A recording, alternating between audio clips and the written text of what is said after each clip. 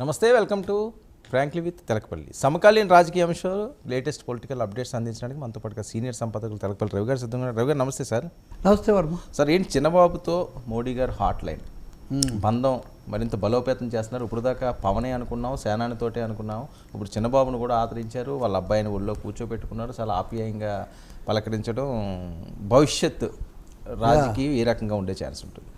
మోడీ ఇక్కడ మోడీ కదా, అందులో కూడా రకరకాల ఒత్తిళ్ళు, సమస్యలు, వీటన్నిటి మధ్యలో మోదీ రాజకీయం అనేది ఎంత విజృంభిస్తుంది అనడానికి ఈ హాట్ లైన్ ఒక నిదర్శనం. చాలా స్పష్టంగా నారా లోకేష్ లేదా చిన్నబాబుకు మోదీ గారికి మధ్యలో హాట్ లైన్ నడుస్తుంది అనేది స్పష్టంగా ఇప్పుడు ఎన్డీఏ కూటమిలో, అంతకుమించి తెలుగుదేశంలో ఇంకా రెండో అభిప్రాయం ఏం లేదు. ఇక్కడ ఒకటే సమస్య, ఈ హాట్ లైన్ మధ్యలో చంద్రబాబు నాయుడు గారికి కూడా ఏమైనా ఒక లూప్ లైన్ ఉందా లేదా అనేది ఒకటే ప్రశ్న.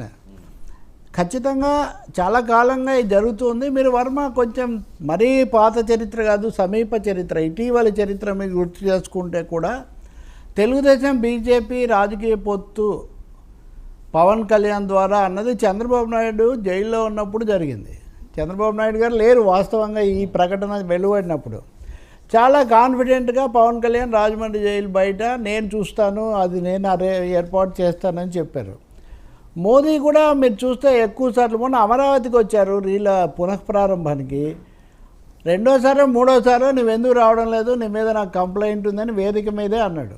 అంటే ఏదో మామూలు ప్రైవేట్ సర్కిల్స్ ద్వారా లేకపోతే మామూలు డిన్నర్ దగ్గర అడగటం కాదు, బహిరంగంగా నేను లోకేష్ను ఆహ్వానిస్తున్నాను, లోకేష్తో మాట్లాడతాను అనే సంకేతాలు ఆయన మొత్తం ప్రజానీకానికి, రాజకీయ వ్యవస్థకు కూడా ఇచ్చారు.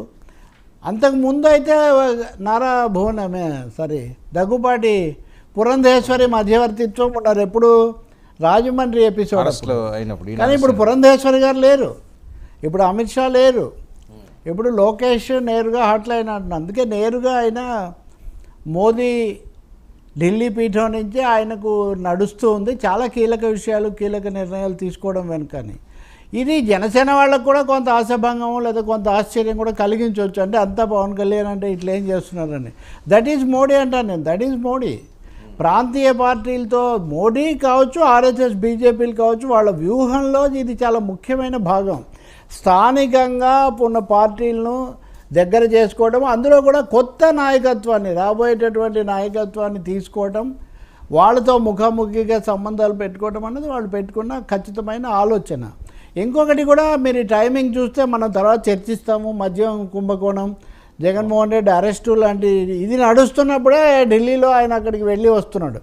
అంతకుముందు కూడా చంద్రబాబును అరెస్ట్ చేసిన తర్వాత జగన్ ఢిల్లీ వెళ్ళటం మీకు బహుశా గుర్తుండి ఉంటుంది. ఈ విషయాలు వాళ్ళు ఎప్పుడు పైకి మాట్లాడరు, మాట్లాడాల్సినగా మాట్లాడతారు, మిగిలిన ఎప్పుడు ఎక్కడ మాట్లాడతారో అలా మాట్లాడతారు.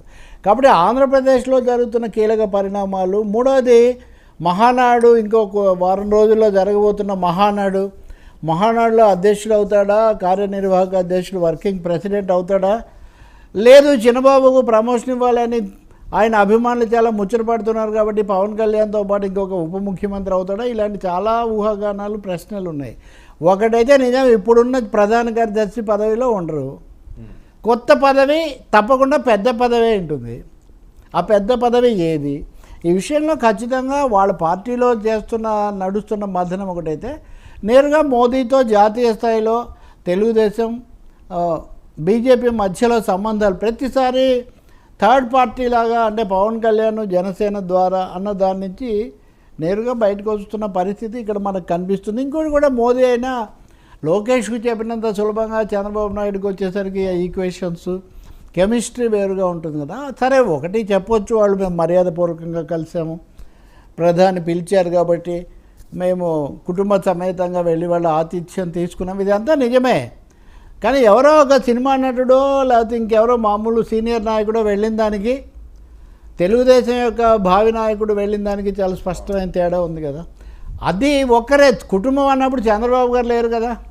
అది కూడా మీరు ఇక్కడ కుటుంబం అన్నప్పుడు సకుటుంబంగా అంటే, ఇప్పుడు ఉదాహరణ కేసీఆర్ సోనియా గాంధీతో చివరిలో సమావేశం మొత్తం కుటుంబం అంతా ఒక పెద్ద గ్రూప్ ఫోటో తీసుకున్నారు, ఆ తర్వాత ఎవరి ఫోటోలు వాడు అయిపోయినాయి.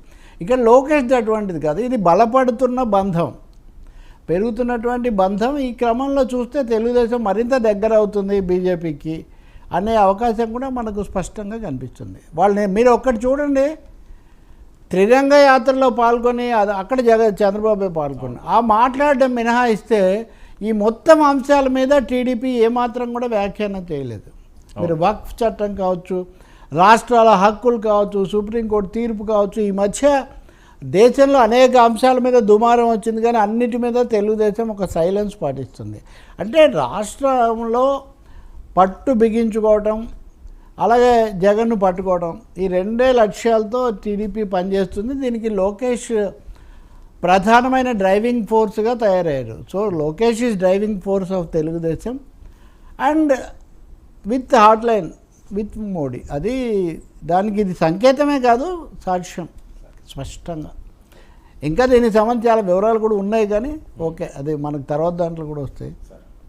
Sir, Jagan arrest count down start అయిందని బీజేపీ ఫ్రీ హ్యాండ్ ఇచ్చేసిందని జరుగుతున్న ప్రచారం.